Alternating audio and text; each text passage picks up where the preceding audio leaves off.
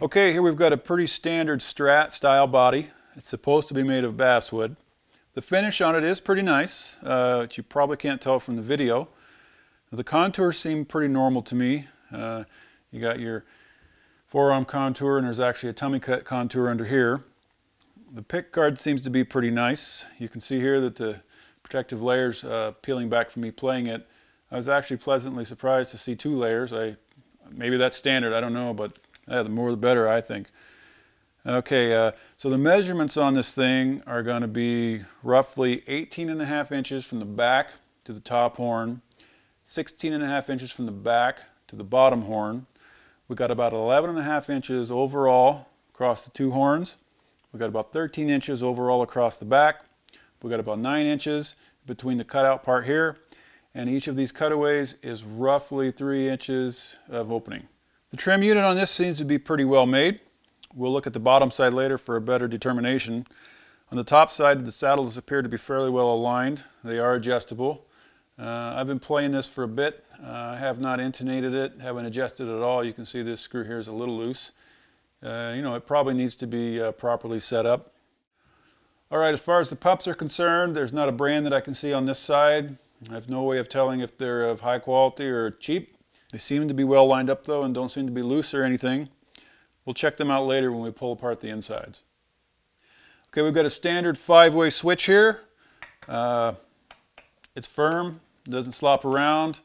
All 5 positions do work properly. Okay, we've got our volume control and our 2-tone controls.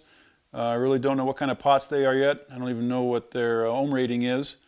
But I can tell you that they have a nice feel to them compared to some cheaper ones. Decent amount of resistance, and I can tell you that they do variate properly all the way through the range. Here we got the jack, pretty standard configuration. All I can say is this jack has a very firm connection. Okay, here we got the back of the body. Main thing here is the trim cover. Feels to be pretty good plastic. Got your guides for stringing your guitar. Not much here. Okay, here we've got some look like standard strap buttons here. They're firm. When I've played the guitar with a strap, I've had no problems whatsoever with them. All right, so we've removed the trim cover. Looks like a standard issue trim, I guess. These 2 screws, they're fairly snug right now. I can't easily tighten them. Whether they're adjusted properly, I don't know. We've got the center string, which is soldered to this frame member here. And then we've got our wire coming from the wiring on the other side, which is soldered as well.